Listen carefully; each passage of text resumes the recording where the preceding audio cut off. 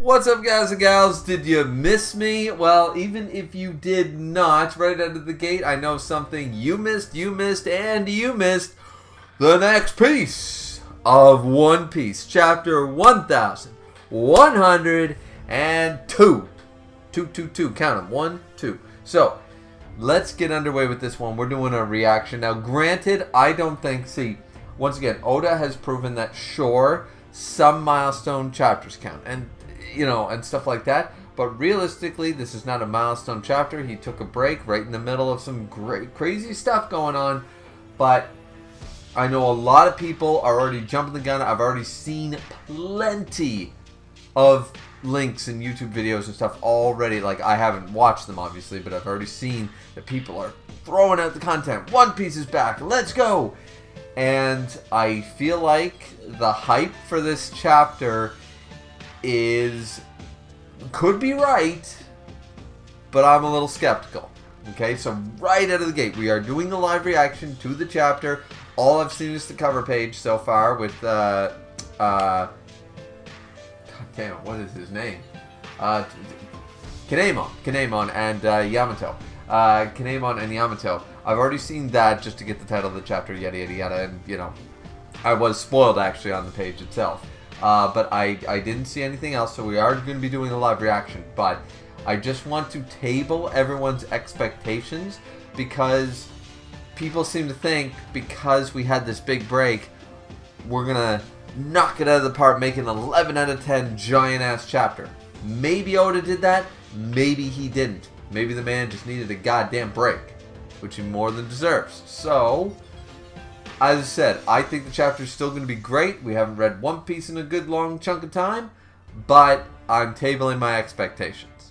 Alright? So, I know other reviewers are not going to do that. I know certain other streamers and stuff are going to be like, this is going to be the epitome of everything in 2024 because of a 1 month break. It's like, Oda's been cooking. It's like, you don't think Oda already had storyboards before the month? Alright. But anyways, let's just jump into the chapter. So the cover page, the title is called Hard Aspect, with an asterisk already out of the gate. I didn't see that on the original copy, so let's just read the cover page first. Yamato is jumping for joy with hearts, and Kinemon's like, yeah, about this. And let's see. Oni Child Yamato and the Holy Inari Shrine Pilgrimage Volume 3. Consider this parting gift payment for a favor I must ask of you. Okay, all right. So we're continuing the pilgrimage, right? Okay.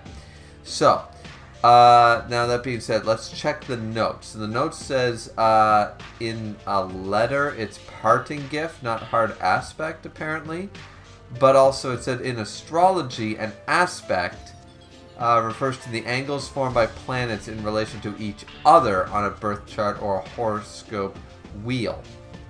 Okay, I was thinking more in the sense of an aspect, like an aspect ratio, which is still lines drawn on a plane, right? So I was thinking a hard aspect, like a hard, you know, laws or something like that. But parting, oh, sorry, the letter says parting gift.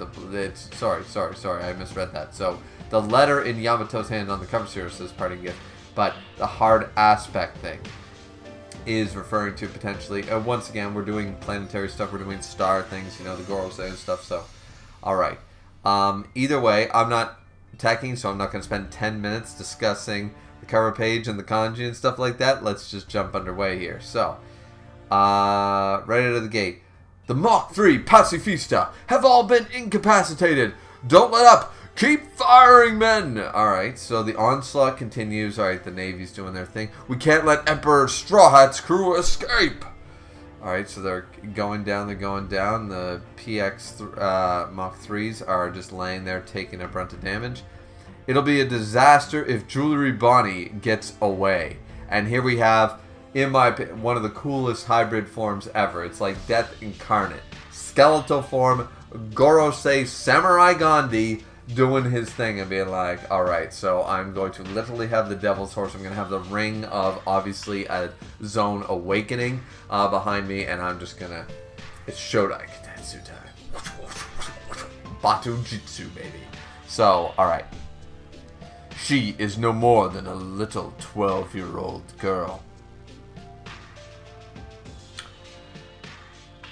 A 12-year-old girl who has made the entire world government look like morons. But yes, okay.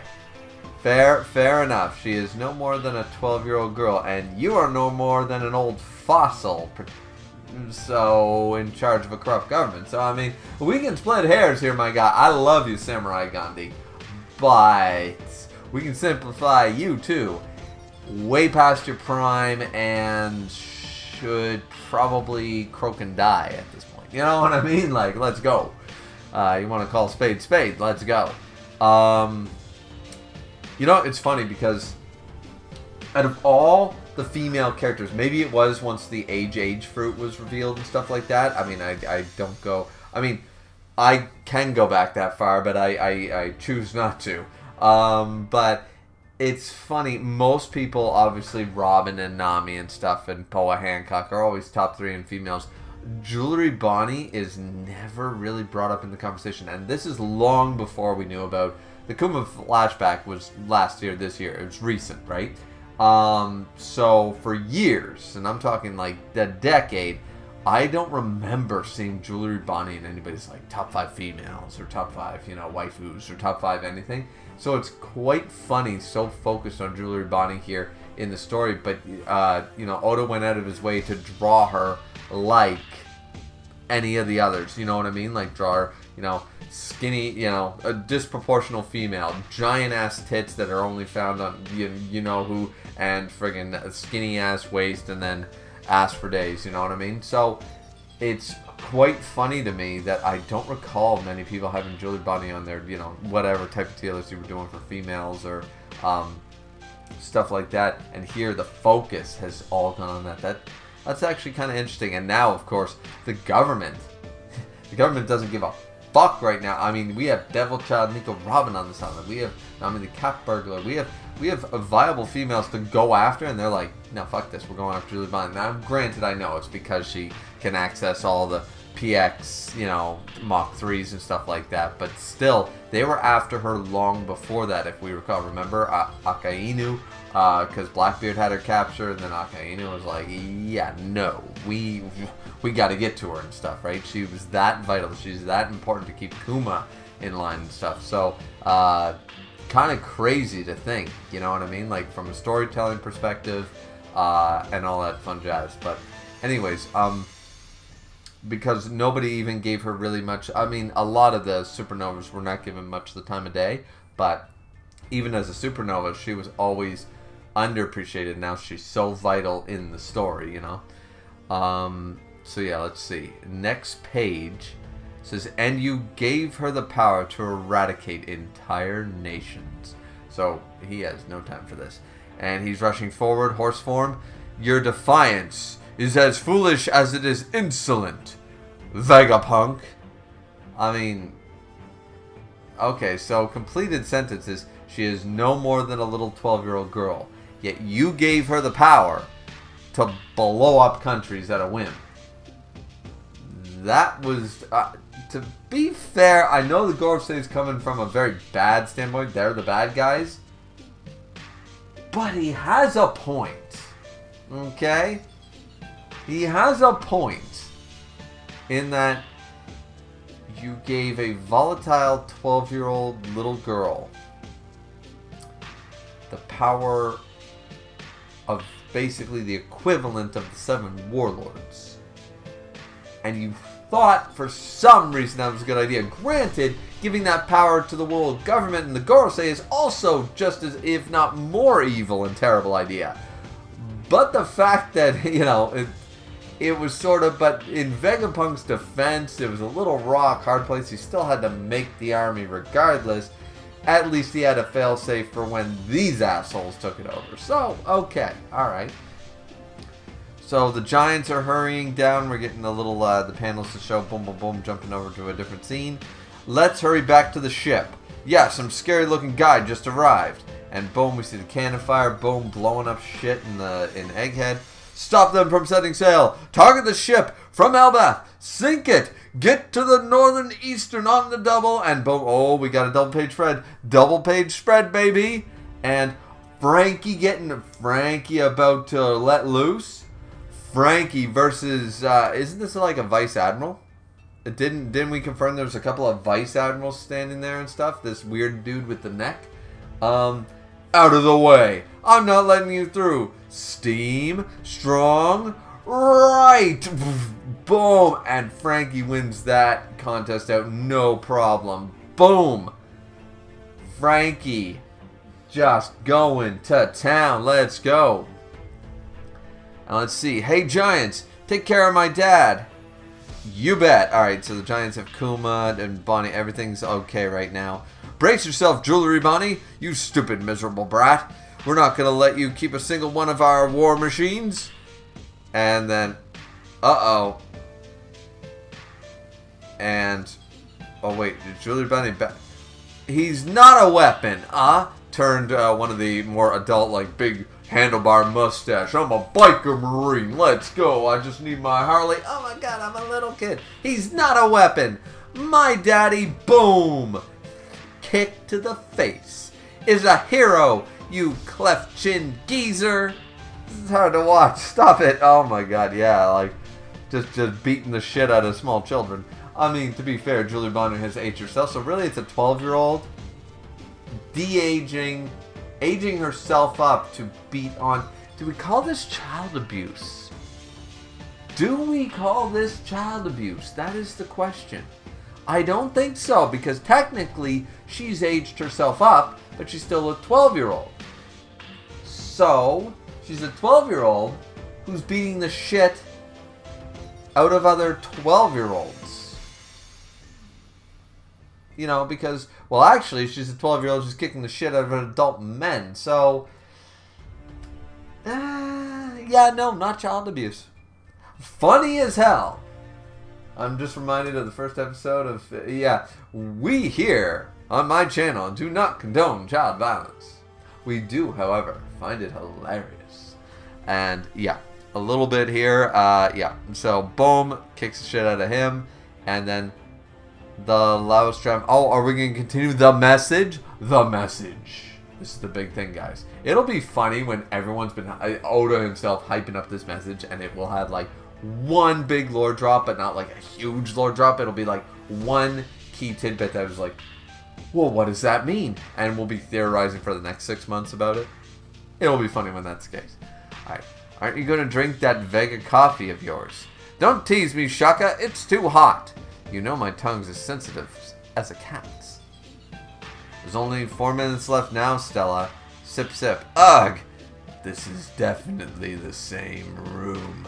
Okay, so here, alright, we have York, you know, the betrayer of Vegapunk. Once again, we can blame Vegapunk for this entire thing. This is basically, he's basically trying to pretend to be nice Dr. Gero a little bit here. He's like, still want to kill Son Goku, but I'm willing to, like, not do that right now. But I'm going to do everything else Dr. Gero did and make the world a terrible place. Condemn it, you know, make life miserable for a lot of people. He just doesn't want to kill Son Goku. So, either way. And we have one of the other Gorosei, that really bird-looking one who looks badass. And he's like, this is definitely the same room. There's no doubt this is where it was filmed, but... And... Boom! Wait, what? Whoa! Okay, so did he just hyper beam the whole fucking room just in trying to destroy the computer and all? Let's see. So, I think he did. Wait a sec, don't do anything crazy, says York immediately after that on the next page. Stella, there's not enough time. See? You didn't stop diddly squat!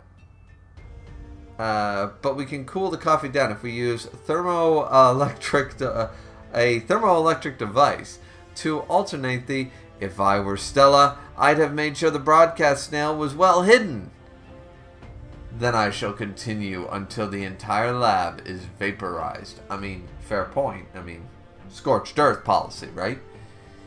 That'd be a mistake. The second floor of Building B is dedicated to weapons development. The first floor houses the power station.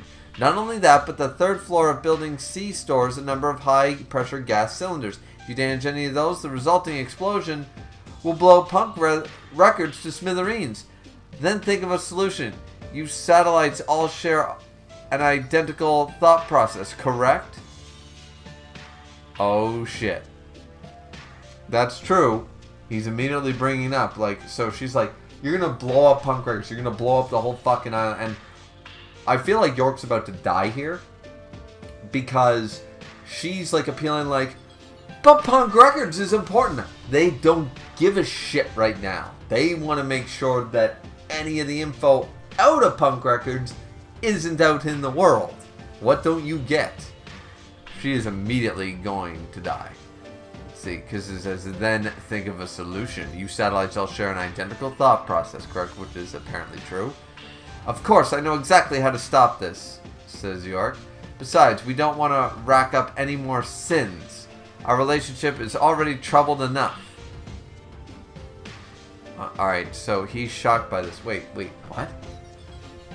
I know exactly how to stop this. She's charging up a bazooka thing.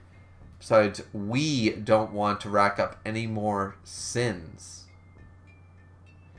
Our relationship is already troubled enough.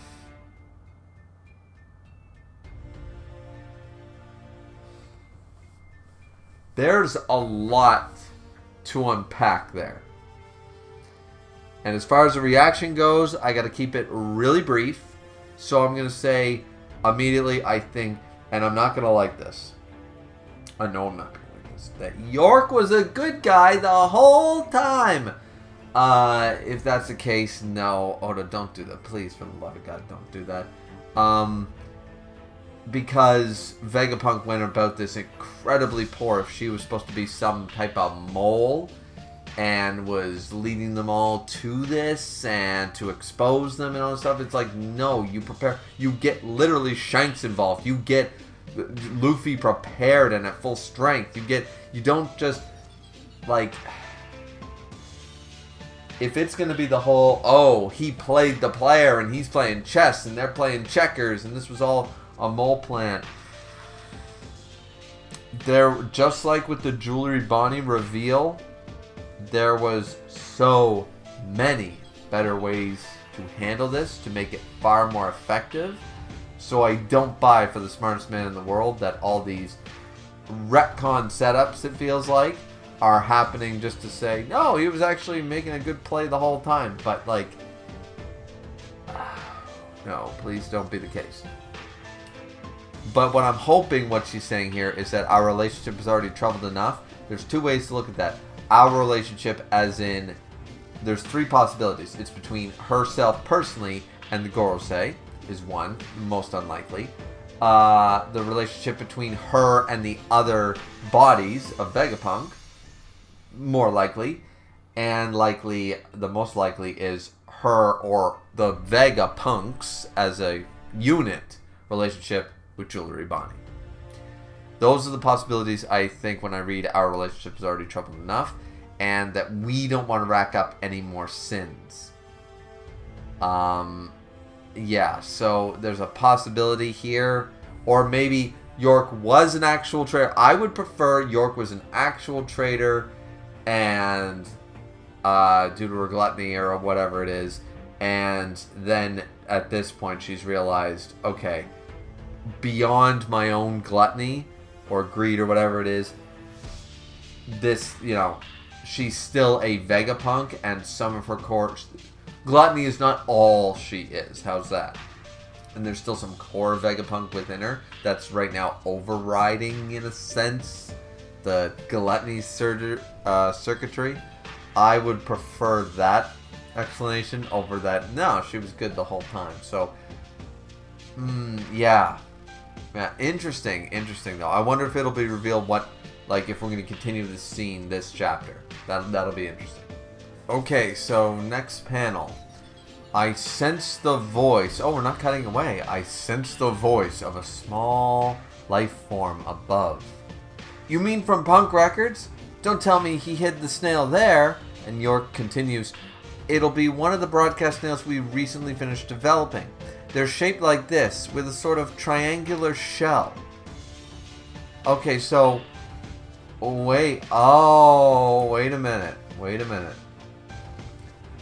I read into... okay, so Maybe I was right, the least likely one. Our relationship is already troubled enough. Maybe she still isn't. Bitch. And he was shocked. The Gorosei was shocked because he sensed the life form, not from what she said, loading up some bazooka-looking thing. And where is the entrance? He asks, and then flies up to Punk Records. And now we're cutting away from the scene. Okay, so... Alright, my worst fears are still mitigated. York was still a bitch. She's not a spy. She's not in that deep. Yeah, okay. Because it just wouldn't have made sense. You'd have to go back through the whole damn, like, arc and beyond and figure out when there was a better opportunity to utilize this, you know? So, yeah, okay. Oh, and it's, what's her name? Stelly? Yeah. And she's looking up. Huff, huff, what a relief. It's gone. Guess it wasn't interested in us. Oh, and there's Kaku still alive. Kaku's still there, because Oda doesn't kill off characters, remember? Humph, the feeling is mutual. What in the blue blazes was that monster? Wait, Kaku doesn't know what it was. Alright, then this goes back. This goes back to the fact that how does Rob Lucci know it was one of the Gorosei? Why would he get down on his hands and knees prostrate before it and deliver a report if he didn't know? I was under the impression that CP0 knew, were privy to the information. Clearly they're not. Kaku's confirming it right now. He's also a CP0 agent. So, once again, Rob Lucci, incredibly out of character, unless you're going to argue that his sense of smell or something, and he could smell the Gorosei or something, and he assumed, like, I just feel like that made no sense at the time, and now it's confirmed that it makes no sense. So that sort of bothers me. That does sort of bother me there. Going off of what we overheard, I think it's one of the 5 elders, and that's what Sully's saying. Go figure. What a repulsive transformation. Okay, so they're just accepting that probably one of the 5 elders. Okay, yeah, well, that's awful. And then she immediately says, so, alright, oh, this is kind of, so why are you still here? Did your new pals leave you high and dry? I'd be downright heartbroken if it weren't for your own recent double cross. I decided to stay of my own volition, she says. Someone needed to be here to carry out this final mission. Oh. Okay. So we jump away. We're back with at the Sunny. Hang on. We're just gonna leave Stussy behind. Not Stelly. Stussy. There's no helping it. That darn barrier has to be lowered the instant the ship attempts its big escape. Oh, so she's gotta wait there and then go click, boom, barrier, zoom. Kude burst out of there. And mind you, the Frontier Dome can only be disarmed from the command tower. The lady wanted to do it herself. We can only respect and show our gratitude for getting out alive. Of course, we won't waste this chance to escape, but, says Nami, and then Robin says, the thing is, how are we meant to cover the distance of that Vega Force 01 was originally going to fly us? That's the real head-scratcher here, Nico Robin. According to my calculations, on all conventional wisdom, we're 100% guaranteed to crash and burn. Seriously? Do they know about the Kude burst, though? When did the Kude burst do it? Usopp says, guys, I finished up loading the Kude burst, thank you. We can take off towards the sea. The second Zoro and the others will get on board. If we don't make it, we'll have to improvise and rely on everyone's given powers. Let's give it our all. And I said, haha, wowee, this sure is a rowdy crew. They say miracles happen because guts triumph all over. I love that theory. Even if I am a scientist.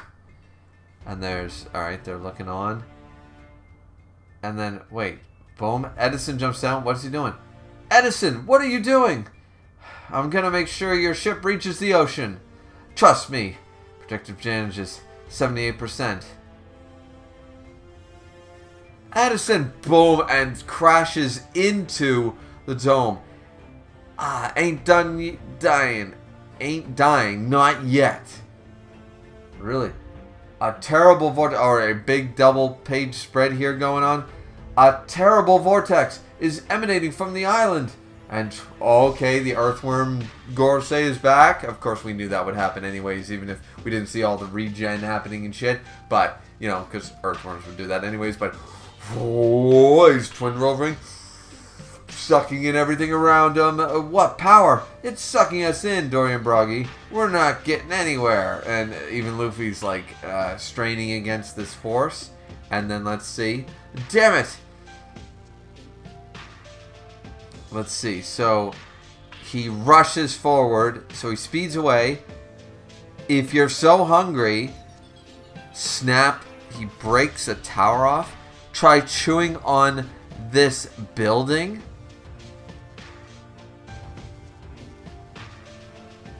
And he fires the building right through the earthworm dude's, right in his gullet, right in his mouth, and just like...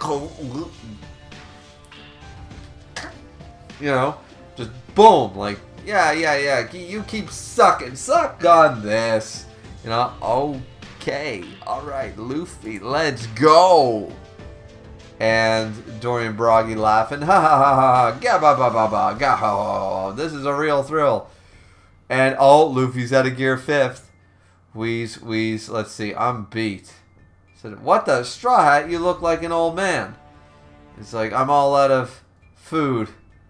And power food. Want some of our Hakarl? Hakarl? Blah, what's that smell?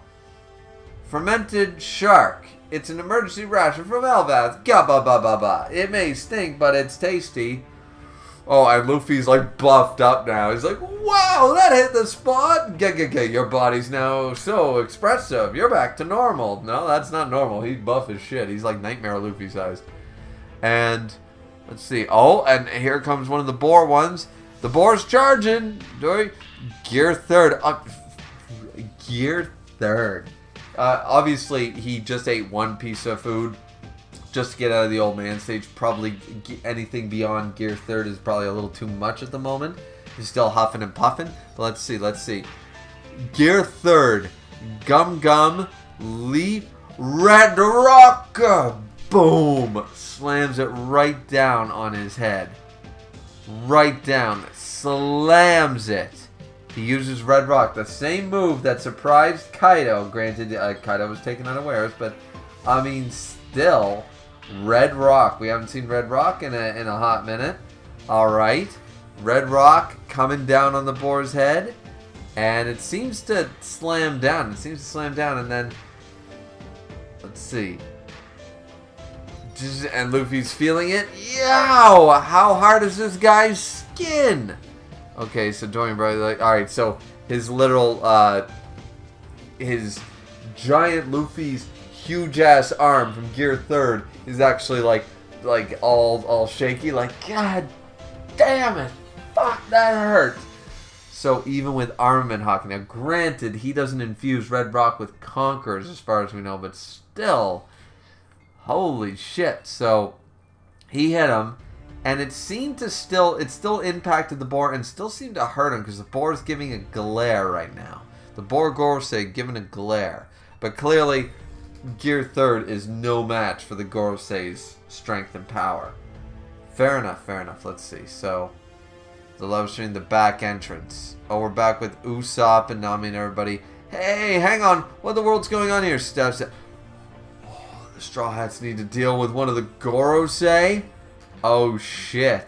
Without no Jinbei, no Luffy, no Giants, no Zoro. Yeah.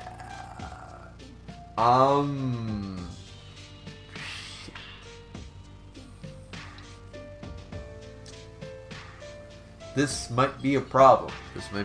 Because that's the spider guy. That's St. Saturn. Coming up, it looks like a crab.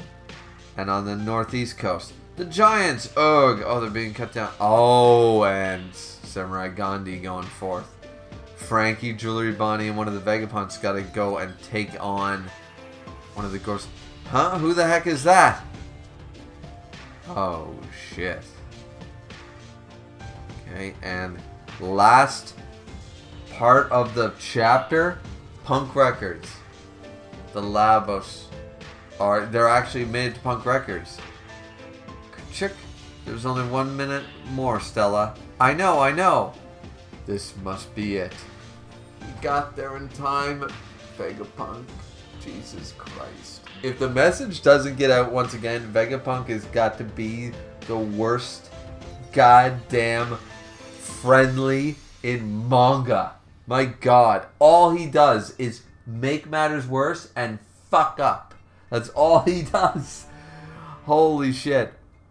It seems fortune did not favor you this time, Vegapunk. Gurgle, gurgle. Gurgle, gurgle. Front cover and color spread next issue. End of chapter. Okay.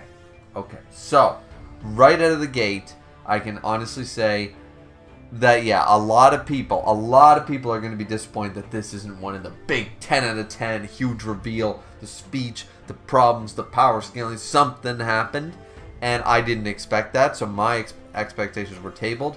The chapter was, I'll give it about a 7. It was a solid chapter. Shit's moving forward. We're in and now a do or die. It seemed like we were going to get away scot-free, but now we're sort of in a bit of a do or die situation. Luffy in Gear 3rd isn't enough to take on. Zoro and Jinbei still nowhere to be seen right now. We got multiple Gorosei at multiple sites causing havoc that I really don't think that certain crew members are up to the challenge. And god damn, guys, like holy shit. And now, once again, if the message does not get out to the world, Vegapunk is officially one of the, I can't think of a supposed friendly and ally character, a good guy character, who has legitimately, by his own stupidity and naivete, fucked up this bad. And doubling down on that for being supposedly the guy, the brain. You know, Pinky and the Brain is having a field day. Pinky from Pinky and the Brain is smarter than Vegapunk. I am 100% convinced. Because every situation is just going from bad to worse due to his, his competency level. His incompetency is just ruining everything right now. Like, it's crazy. But anyways, not here to... I've already shit on Vegapunk plenty on this channel. So, that being said, I like the chapter overall, though. I like the pacing was great. We're moving along here. And we're seeing all the different divergence. Like, okay, we're going to fight this guy, this guy, this guy, this guy. We're setting up some great shit. So, really happy to be back. Great to read a chapter of One Piece. What did you guys think? I reacted just in case I was wrong about the fact that this would be the chapter of 2024. Obviously, it's not. But... it might have been. You never know with Oda. You never know what shit he's gonna pull. So, I played the game. You know, I made sure to hold my cards close to my chest, sort of idea, and I made sure, let's play with the river. Let's assume the river runs red, sort of idea. But anyways, that's it from me, guys. Hope you guys enjoyed. Don't forget to like, comment, and subscribe as always, and we'll see you guys back here next time for the next piece of One Piece. Looking forward to it. Hope you guys are too. Have a good one, everyone. And sayonara. Have a good weekend.